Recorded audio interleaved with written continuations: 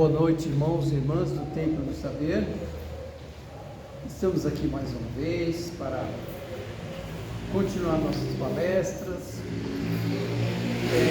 Como foi falado da outra vez, nós vamos entrar numa série de estudos, tá?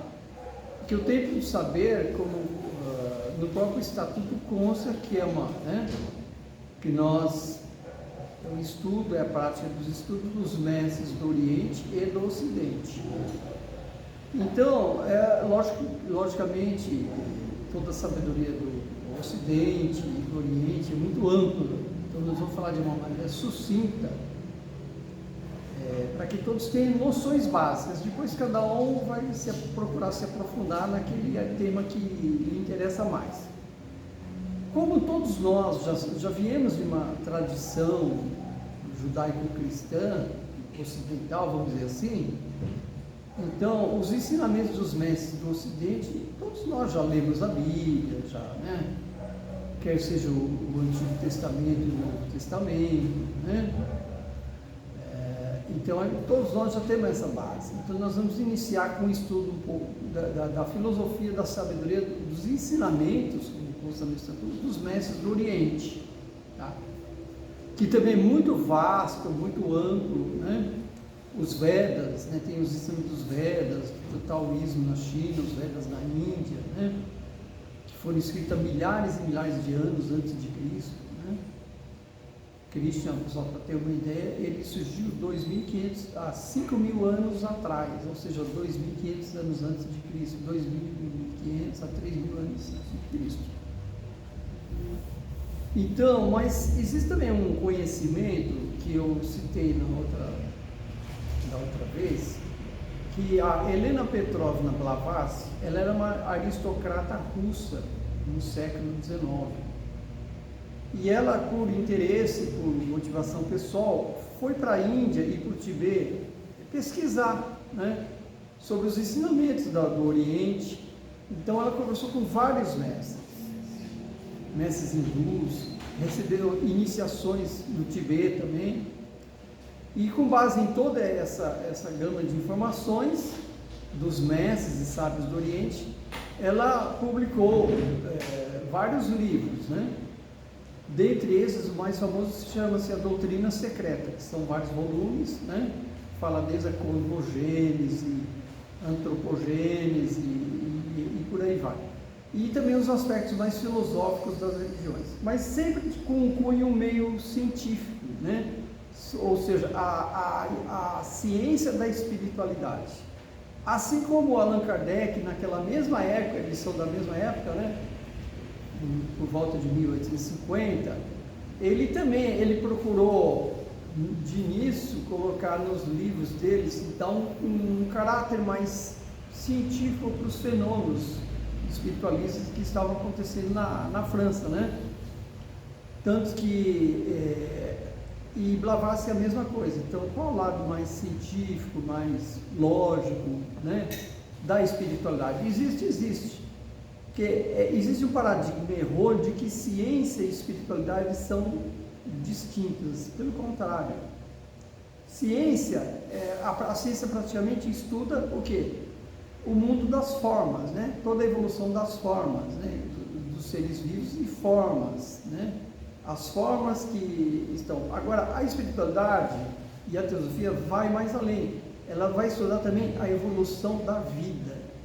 Então, a própria teosofia, que começou com Blavatsky, mas depois também teve vários mestres teosóficos, que divulgaram no Ocidente. Um deles foi Jinarajadasa, que ele publicou esse livro no início do século XX, por volta de 1900, no finalzinho do século XIX, chama-se Fundamentos da Teosofia. É um compêndio, é uma síntese praticamente de todos os ensinamentos que constam na Doutrina Secreta, que são vários volumes, que depois cada um pode pesquisar. Existe a editora teosófica que publicou esses livros, que é conhecida mundialmente. Tá? E Jinarajadasa, ele foi o presidente internacional da Sociedade Teosófica, E ele nasceu no Ceilão, que atualmente chama-se Sri Lanka, mas antigamente chamava-se Ceilão. Ceilão. Porta. E o Ceilão constava numa das cadeiras da nossa casa, né? Então isso que é o lado interessante também.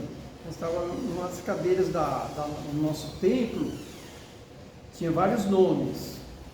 Hoje a gente pode mostrar. Um dos nomes é Ceilão. Então talvez não seja por acaso que esse mestre, que é do Sri Lanka, singalês, acho que se fala, né?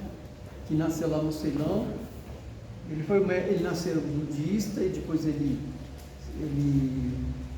adentrou no conhecimento da teosofia, de Blavatsky e assim por diante, se aprofundou nisso e deu palestras no mundo inteiro, no início do século XX.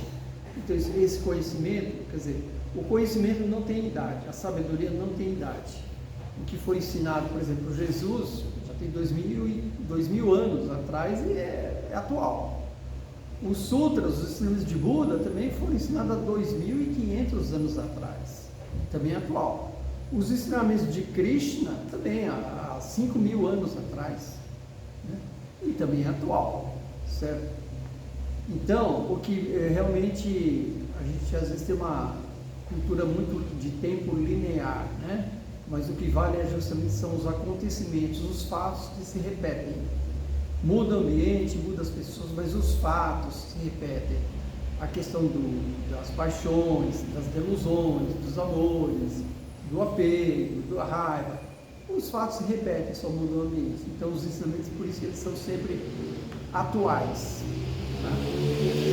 Bom, e a teosofia, na própria introdução do livro diz que a teosofia é a sabedoria que surge do estudo da evolução da vida e da forma. Como eu falei para vocês, a ciência faz o estudo da forma em todos os aspectos, mas ela não faz o estudo da vida, que é a vida que a gente vamos interpretar a alma, né? O espírito. A ciência ainda não conseguiu adentrar nesse mistério. Pode ser que futuramente, né? Existe a máquina do Kirlian, que já foi desenvolvida, os russos descobriram a máquina Kirlian, que vê a aura dele, já é um engatinhar disso aí, né? Mas tem muitos estudos ainda pela frente, né? Mas assim, a ciência nossa, que é muito cartesiana, quer ver para crer, então ela ainda não chegou. Já está chegando um pouquinho com a física quântica e assim por diante, mas isso é um outro assunto que a gente vai falar futuramente, tá? Então, essa sabedoria já existe há muito tempo, porque tal estudo tem sido realizado durante longas eras por investigadores adequadamente equipados, que têm explorado os mistérios da natureza. Esses investigadores, denominados mestres de sabedoria, são aquelas almas que no processo evolutivo superaram o estágio humano, passando ao próximo, mais alto, aquele de adepto. Ou seja, esse ensinamento desses mestres são mestres que já superaram todas aquelas limitações que nós temos, né? No Sansara, vamos dizer assim, né? Eles já têm um nível de conhecimento de sabedoria acima, além do Sansara. Então eles veem com mais clareza, né? Com mais transparência tudo que acontece no desenrolar da vida humana, tanto na evolução da forma e da vida, né? Quando o homem evolui para esse estágio, ganha conhecimento mediante investigação e experimentação. Tá? O conhecimento obtido até agora por uma linha ininterrupta de adeptos é a teosofia, ou seja, sabedoria antiga. Teosofia quer dizer a sabedoria antiga, né?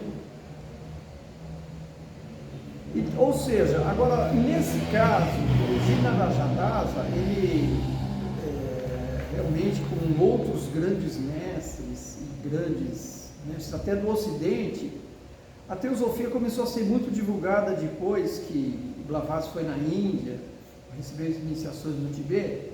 Ela levou esse conhecimento para o Ocidente, para os Estados Unidos, depois para Londres. Em Londres nos Estados Unidos foi onde iniciou a Sociedade Teosófica. Depois ela teve um polo muito forte em Londres, né? E lá em Londres tem até um bispo da igreja anglicana que adentrou na teosofia, ele chama-se Leadbeater. o Conde Leadbeater, ele era bispo da igreja anglicana. Ele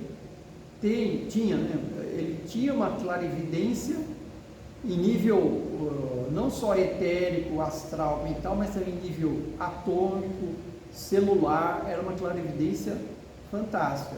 Então ele tem vários livros, sabe, que fala sobre o plano astral, plano mental, isso aqui. Então, tinha outros também clarividentes que deram muito embasamento. Então, essa época dos anos do século XIX para o ano do século XX, eles tinham um foco muito científico, até, como eu já disse antes, o próprio Allan Kardec queria um enfoque mais científico sobre os fenômenos mediúnicos e espíritas que aconteciam na França naquela época, mas já acontecia há milênios em todos os lugares. Então ele quis dar um enfoque mais racional, mais científico, tá?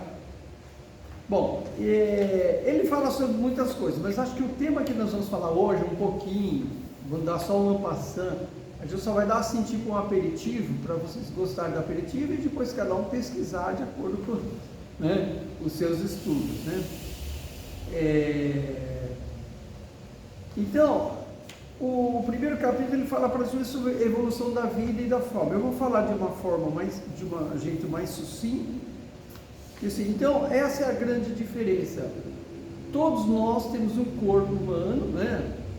Os animais têm os corpos e existem as matérias inertes, mineral, né? Mas que eles têm uma forma, e essa forma existe um processo de evolução, né?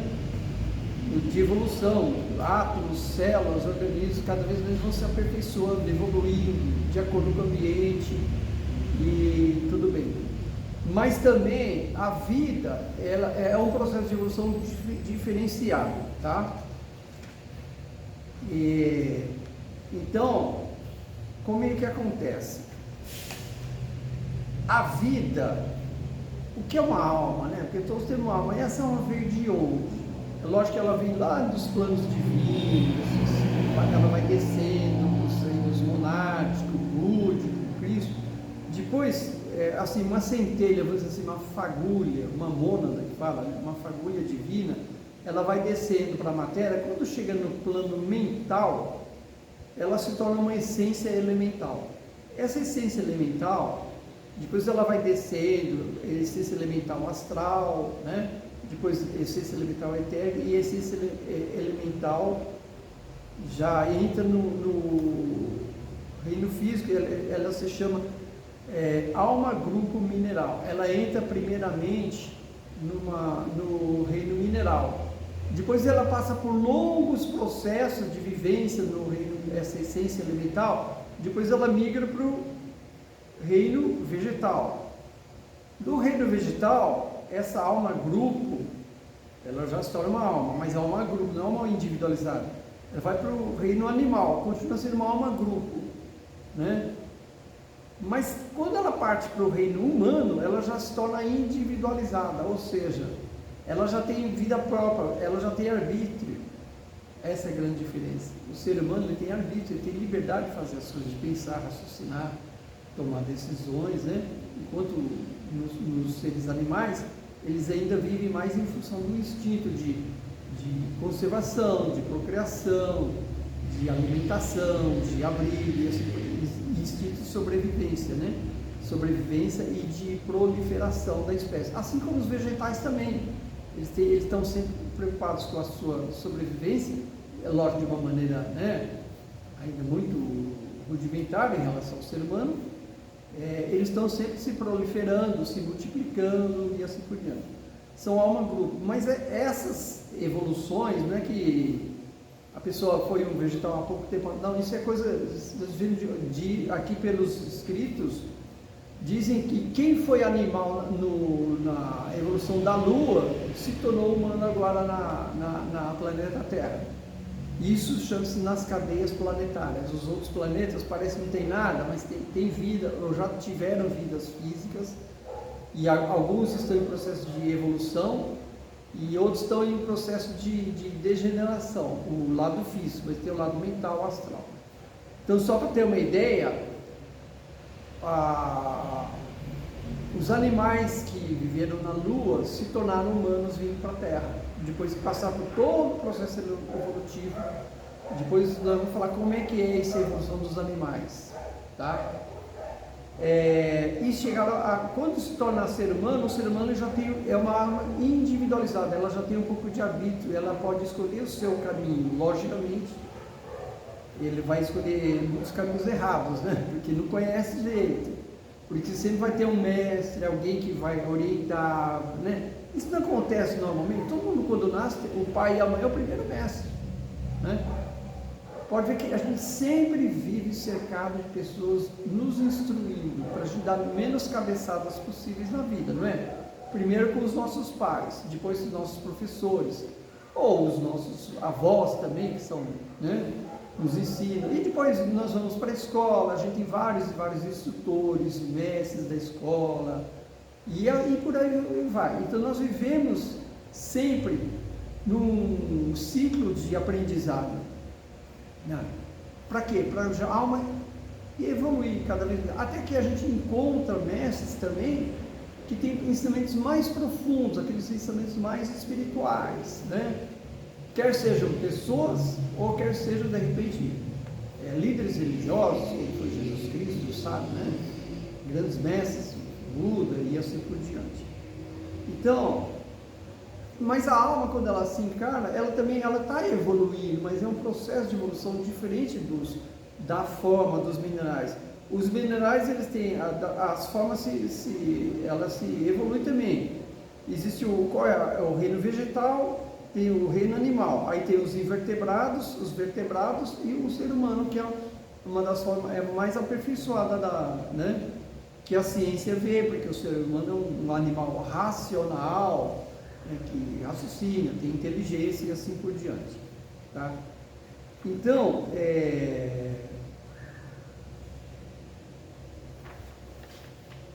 é muito interessante a gente se aprofundar nesse estudo, porque também existe também quando a vida está passando pelo reino mineral, depois pelo reino vegetal, depois pelo reino animal, depois ela vai ter assim, existem 7 tipos de vida, tá? Para vocês terem um tipo de vida que cria assim como se fosse, ele vai se ramificando, que vem dos animais superiores, que são geralmente o cão, o gato, o elefante, o cavalo, porque todos esses animais superiores, eles tiveram convívio com a humanidade. Não acontece hoje em dia? Todo mundo tem seu cachorro, tem seu gato, ou seu pet, animal doméstico. E esse animal doméstico a gente está acelerando o processo de desenvolvimento desse ser, tá? A gente está acelerando o processo do animal doméstico, para ele se tornar um ser humano numa próxima ronda, né, planetária. Ou se não for aqui nesse planeta, vai ser no outro planeta. Ele vai migrar. Então, existe uma das ramificações dos animais vai se tornar humano, tá? Depois vai ter um outro capítulo para explicar melhor. Outra ramificação, ele não vai se tornar humano, ele vai se tornar o quê? A corrente dévica ou angélica, por incrível que pareça. Depois, o que acontece? Da essência elemental passa para o mineral, vegetal, animal. Aí dos animais passa para os mamíferos, dos mamíferos passa para o ser humano. E do ser humano, qual é a próxima etapa de evolução? Você se tornar um adepto, um sábio, um ser que superou o samsara. Isso faz parte do processo evolutivo. A outra linhagem é a linhagem angélica, tá? Que passa do mineral, vegetal, animal, só que em vez de depois ir para os mamíferos, para se tornar humano, eles se tornam espíritos da natureza, tá? Que vivem no mundo etérico. São os gnomos, as fadas, os duendes, os sílfios, as ondinas, são os espíritos da natureza. Qual a função? Porque esses seres, a vida passa por todos esses seres e depois eles migram, eles podem reencarnar como humanos? Não. A linha deles, eles vão direto até se tornar anjos, arcanjos, só lá em cima, quando eles são muito evoluídos, que a linhagem humana e a linhagem angélica se encontram. Aí sim, aí eles podem reencarnar em qualquer plano, mas já tem, são sábios, são Budas, são Cristos, sabe? Seres que dominam todas as questões, tanto do ser humano quanto da natureza. E essa evolução é muito importante, que ele se fala no Oriente os Devas. Quando se fala Devas, são os espíritos da natureza. Na Índia se fala Devas. Nos outros, aqui nos livros se fala muito os elementais, os espíritos da natureza. Vou dar um outro exemplo. Na África se cultua, no candomblé se cultuam os orixás, os espíritos da natureza, certo? Então, esses espíritos da natureza, um doente nunca vai reencarnar como humano, e nenhum humano vai reencarnar como doente, ou como uma fala, porque é uma linhagem diferente, certo? Eles têm a função muito importante de quê? De cuidar da natureza. Eles têm a manutenção, o processo de polinização das flores, de procriação dos animais, de preparação, de purificação das águas, do ar, né, de tudo, da terra, né, da fertilidade da terra. Eles são responsáveis por isso, até das pedras, das rochas, dos minerais que emanam energia também, não só do sol. Então, a função deles é primordial, porque é para a manutenção da sustentabilidade do planeta, para que haja a vida.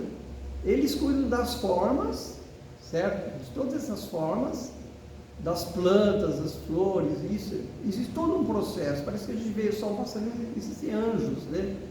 E assim como, por exemplo, o cachorro cultua o homem, né? Assim, o cachorro é um amigo fiel do homem, os espíritos da natureza cultuam os anjos, que quando eles evoluírem, o próximo passo é se tornarem anjos, né?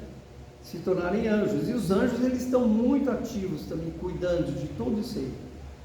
Então, é um outro mundo, sabe? Existe até um livro da teosofia, chama-se O Mundo Real das Fadas. É uma pessoa que ela, clarividente, ela via todas as fadas, desde criança, ela tinha toda a sua clarividência aberta para o mundo etérico. Gnomos, fadas, duendes e assim por diante, tá?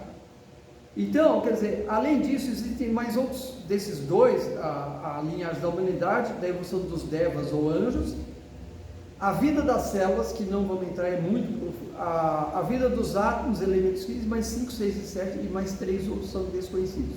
Vamos ficar aqui só na humanidade e a evolução dos devas, tá? A vida das células, átomos, elementos químicos, aí é aquela questão em relação à vida, mas isso